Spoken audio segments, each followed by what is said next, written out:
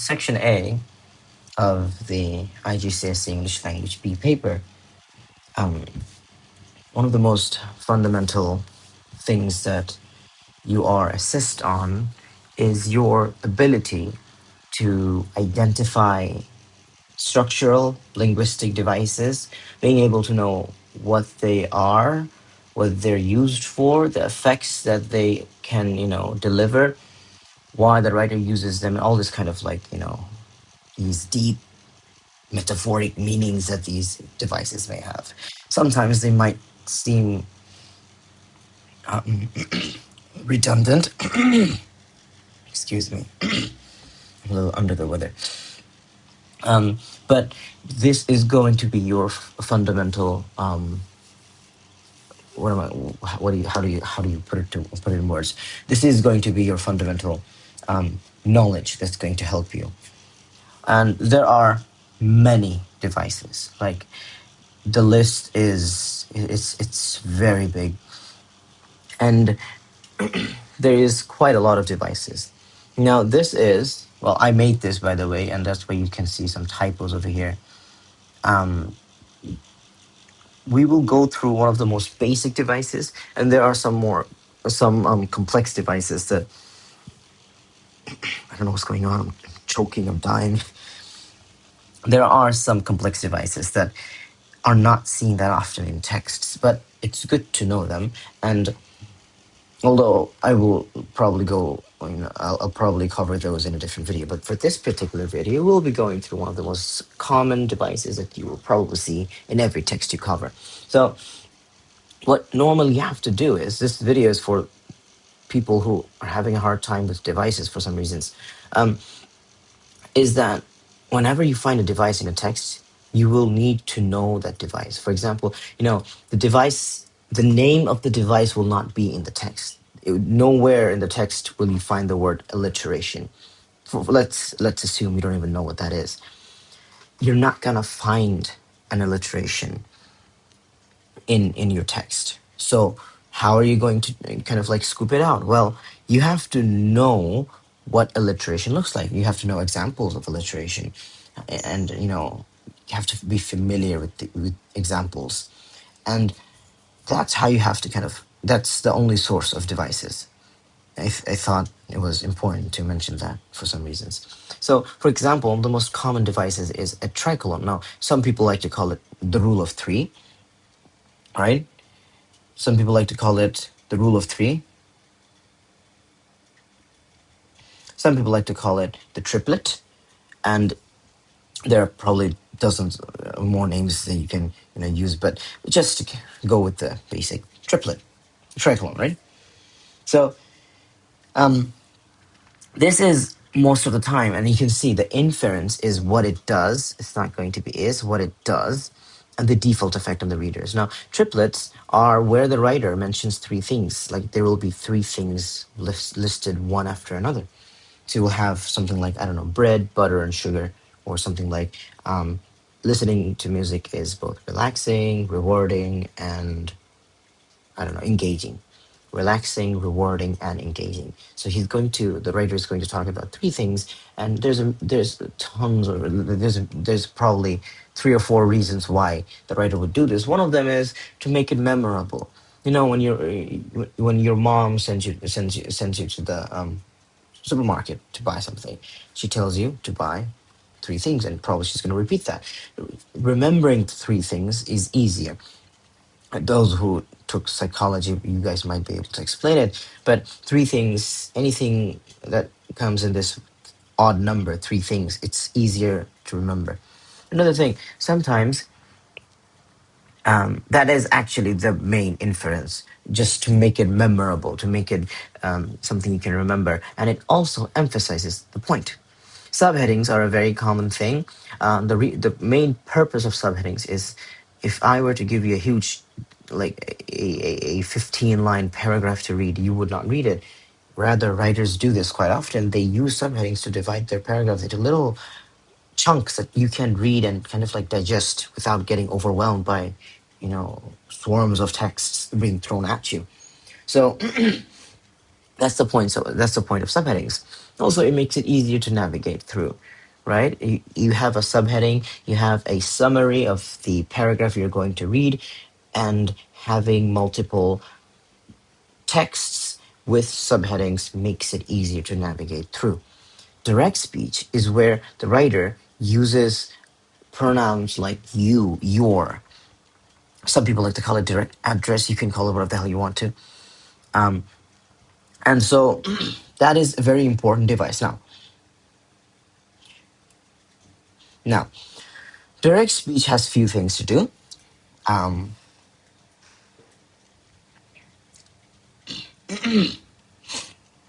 Direct speech has a few things to do. The first thing is that, well, you have to read the context. Sometimes the writer will use direct speech so that you get intrigued, so that you think that the writer is talking directly to you, and it creates a form of bond. You're like, oh wow, the writer cares about me. He feels me.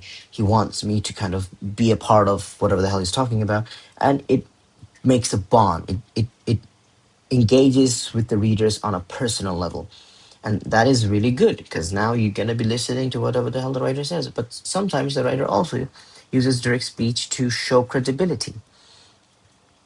Sometimes you might find the writer belittling the readers, saying that you know nothing, I am everything, I am more credible. So then the direct speech that he's using will act as a source of his credibility. He's using direct speech, not that you bond with him emotionally, but rather to distinctively highlight the difference between you as the reader and him as the godly writer that he is. Alliteration is when you have a repetition of consonants starting, like one word after another. So the first letter of those words will match with the consecutive letters. So, for example, round rimmed glasses, round rimmed glasses, round rimmed are two words, both starts with an R. I could just write these on a different page, but I'm feeling lazy to do it. I don't want to make it too long. So that's going to be good. Now, what does this alliteration do? Well, I have this over here. You can look at the development here. It creates a rhythm and draws attention to words, right? So, for example, if I said, um, let's say, you entered a room, and it's your basically, let's say you have a beautiful pair of glasses, some round glasses, and you want to make the glasses, like, you can't see the glasses, but just listening to that rhythm, you can imagine how the glasses look like. This rhythm can also draw attention to keywords. It can also help you imagine stuff, and it has that weird literature thing, just makes it better. Anecdote is a short story. Now, do not confuse this with biography. Biography is a long story that normally covers from the start of somebody's life till the end. Anecdote is a short personal story. Anecdote could be some person's personal story. Anecdote could be you narrating someone else's story. It doesn't matter. It's at the end of the day, anecdote is basically a short personal story. Most of the time it's based on true events. Assonance is, again, it's a repetition of vowel sounds. Again, it's the same musical quality. Emphasis is the mood, etc. Sibilance is interesting. Sibilance and alliteration are literally the same thing. The difference is alliteration is when you have any letter like A to Z except S. So, if, for example, I said round rimmed glasses or something like that, right? Round, rigid rug or something like that, right? So all of them start with an S. So that's an alliteration. For example, if you have something that starts with S, so for example, you have sticky slime, sticky, slippery slime, for example, sticky, slippery slime. Just a tongue twister. Sticky, slippery slime, sticky, slippery slime. So all of them start with an S, and then you might be, tempted to say that's an alliteration. Well, that's not wrong, but only when you have an SSS, or like it starts with S, three letters starting with S, you kind of don't say alliteration. You be more specific and say sibilance. It's a repetition of S. Why? Don't ask me. I did not invent English. Had I known who invented this, I'd probably smack him in the head. But that is what it is. Now, oxymoron. Before I go to oxymoron, I want to talk about contrast. I didn't even talk about contrast. That's another device. Probably is in the other page. There it is. I'm just jumping around. Contrast is where you have it's basically two contradicting ideas, right? So it's basically I have to think about idea. For example, you come to the room and you're like, I don't like fruits, and then you're like, but I like apples. Now that's a contradiction. You either like fruits or you don't like fruits, right? You either like fruit or you don't like fruit. So that is um, a contrast. Oxymoron, on the other hand, there are a few types of contrasts. Oxymoron, on the other hand, are two contradictory terms. Now, this is interesting. For example, when people say it's a small crowd, that's an oxymoron. Small crowd. Like a crowd means a big gathering of people, but a small crowd doesn't go. I know you're trying. You get the idea. Okay, you're trying to say the crowd isn't too big. It's small, but the word small should never go with the word crowd because small and crowd means big.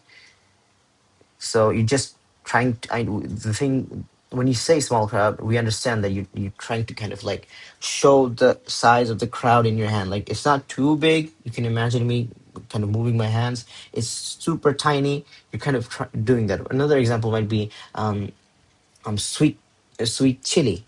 That could be one, or sour sugar, right? Sour sugar, bitter sweet, bitter and sweet. I mean, it's either bitter, it's either sweet. Pick one of them. It can't be both, right? And then for example, only choice. That was my only choice. That's two contradictory terms. Choice is when you have you have freedom. If you wish, you can do it. If you don't want to do it, don't do it. But only choice. That's putting is putting a condition in your ability to choose stuff. So those are ideas of oxymoron.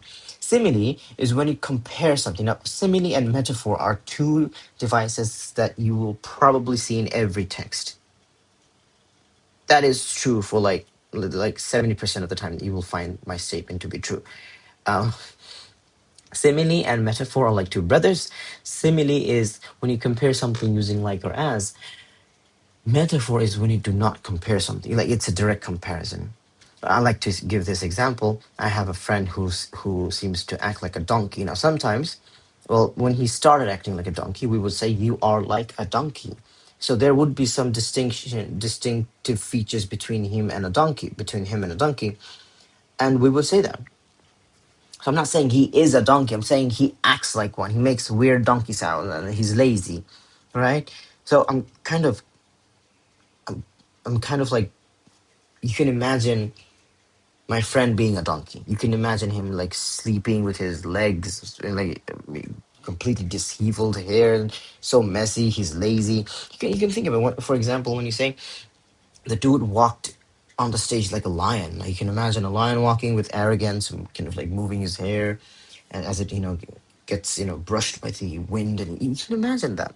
So this imagination is fueled by this simile. So writers will use this kind of simile. For example, not to not just last class perhaps I think we were doing a text where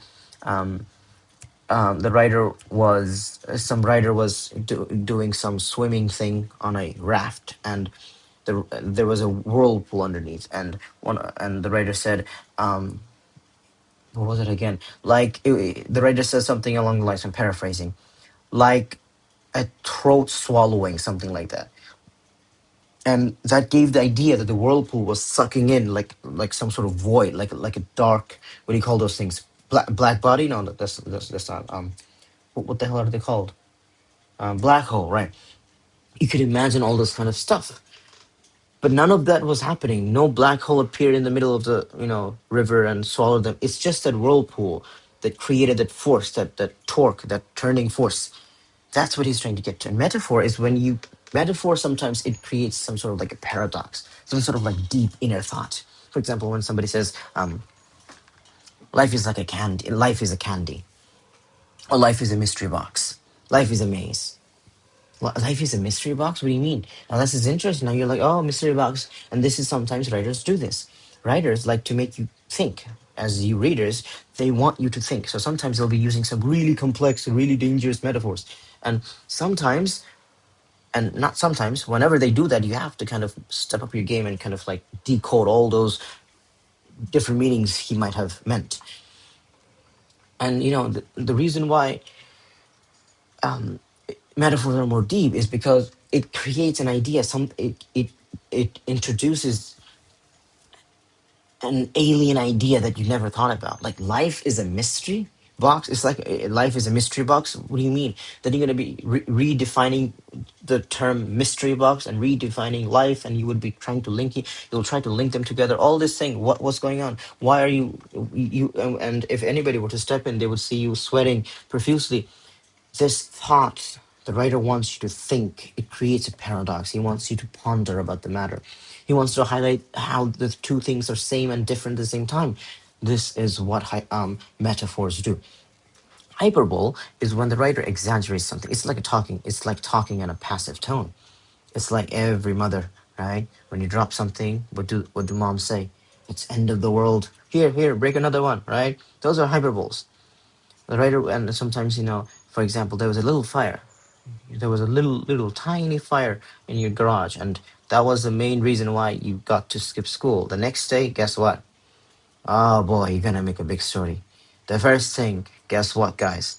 There was a huge fire. It engulfed our house. We were dead. 5 fire trucks came to the site.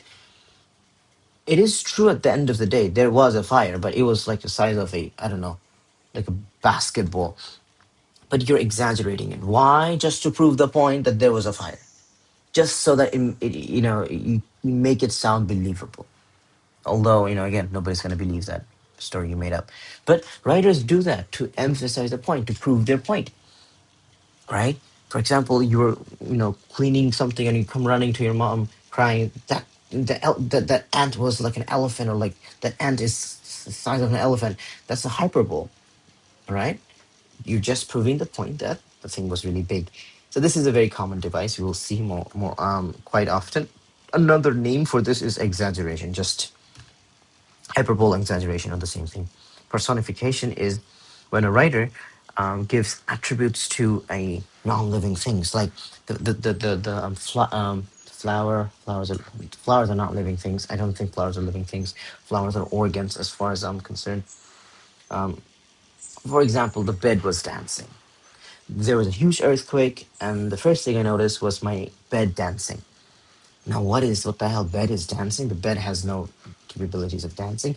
Well, I'm just giving the attributes so that you can imagine how a human dances and how my bed, for a split second, started dancing. What was this dancing for? Like, what's the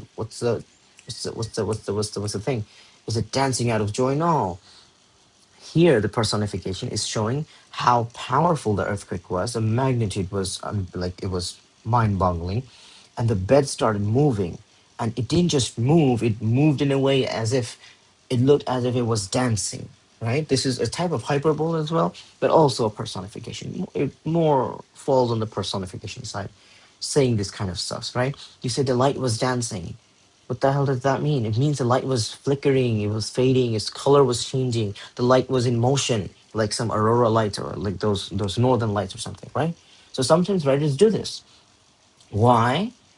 To give a non-living thing more life, to make it more interesting and open the doors of interpretations, etc. Giving humanly trace attributes makes the description vivid, emotional, or relatable.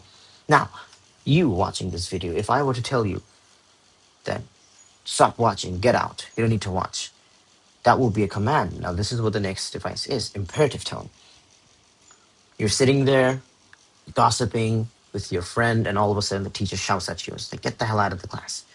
Get out, leave. That's the command. And imperative tone is always a command. Sometimes it could mean a request, but it's one of those kind of requests where you're on gunpoint. So if I were to say, please leave the room, I won't say twice. I don't sound intimidating, but you know very well that that's a command and not a suggestion.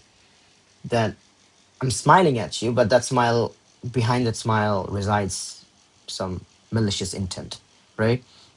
So imperative tone is when the writer uses commanding words like "don't do it," "don't do this," "don't go in circles," "eat," "sleep," "die." Of course, not going to say that. They're not, never going to say that when they say. But these imperative tones make the text sound more urgent. It makes it sound more important, and it also gives you the idea that the writer, has authority. You know, if I guess the analogy is gonna sound weird. If somebody with power shouts at you, you're gonna be a dog, like in submission. You'll lower your head. You'll do as they say, unless you're some arrogant bastard, right? People do this sometimes, but that's what happens when somebody uses imperative tone. You, even if they might not yield much credibility, it's the idea that somebody shouted at you and gave you a command. You might feel the necessity to carry out that command. Imperative tones are used by the writers to give commands to the readers, to guide them towards something the writer wants you to do, to show that you that he's the boss here, you know, he's the one talking, etc. Colloquial language is a device that, um, if you see a colloquial term, colloquial basically means day-to-day slang. Now, with slang, I don't mean curse words or slurs. I mean things like when we say "lol," like laughing out loud. Sometimes the writer does use these kind of like "lol," I don't know, like ID. Is it IDK? That's I don't care. But you will find the writer using this kind of stuff in texts. And then he'll use stuff like okay, okay, not OKAY, okay. Stuff like that. Cool. That was a cool conditioner. That was a cool phrase. That was a cool show. The word cool is a colloquial term. Why does the writer do that? Well, the writer does this kind of stuff to make the text sound more relatable, make it sound more modern, so that sometimes the writer is writing something that is intended to teenagers and young people like you and me. And if the writer does not use this kind of stuff, his text is just going to be boring, and nobody's going to read his text. And he won't have an audience, and that's why he uses these things to make his text sound more engaging, to make it sound more modern, and to make it more informal, like to kind of like make the text more engaging. Inclusive tone. Inclusive tone is when writer uses these pronouns here, we, us, ours, and this is sometimes used to kind of create a bond. You know, when the writer says, instead, like remember the imperative tone where the writer is giving a command. You are a donkey, right? You are bad. It's your fault. Sometimes the writer is gonna say it's our fault, and you're like, oh wow, the writer is including me. Sometimes the writer uses the word we to kind of make it sound as if there's this team the writer's working with, and you, Mr., Mrs., whoever you're watching, whoever is watching, you are a part of that team. Sometimes inclusive tone shows that the problem the writer is talking about, the point he's addressing, is for everyone, regardless their gender, age, wherever the hell they are. It's a universal problem. Sometimes, most often, you will see the writer using this to either address something important, to show urgency, and or to create a bond, to make you feel emotionally connected with the writer. Juxtaposition is basically another form of contrast, but it's a contrast on a paragraph level. For example, you were reading a book or something, and in the first paragraph the writer says something. The writer says, I don't know, the writer says he's an orphan or something, and then you read 3 or 4 paragraphs later, and there's like 3 or 4 paragraphs after that, and then on the fifth paragraph, in the fifth paragraph, at the end, the writer says, but my mom never liked me, or say something like my mom was coming back, or my mom was waiting, and you would be like, whoa, whoa, whoa, wait. Didn't he just say he was orphan? Now he's like his mom is waiting. That's a contrast on a paragraph level. It could be anything. I don't know why I was thinking so hard. It could be anything. The writer in paragraph 1, the writer says, transportation or modern technology is really bad.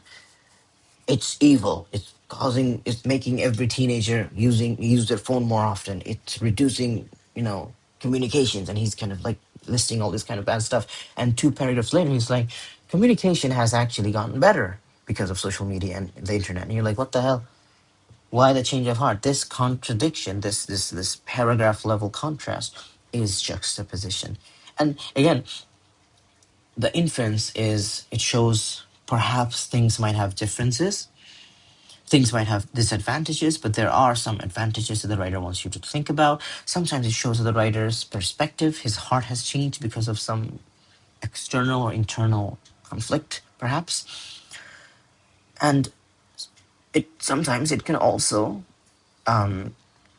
highlight beauty. For example, one of the most common juxtapositions you will see is the writer doing some sort of journey or something. So the writer is initially is going to talk about how the journey is so bad and so painful and it's not going good, and all of a sudden, two paragraphs later, you see him talking about how beautiful the scenery is, how he's enjoying that thing, and you're like, whoa, isn't this the same guy who was crying because he was in this weird, tangled up nightmare? Well, this is a juxtaposition. What is his juxtaposition doing? It's showing that the beauty in this journey lies within its imperfections. These kind of like analogies and interpretations can be scooped out from juxtapositions.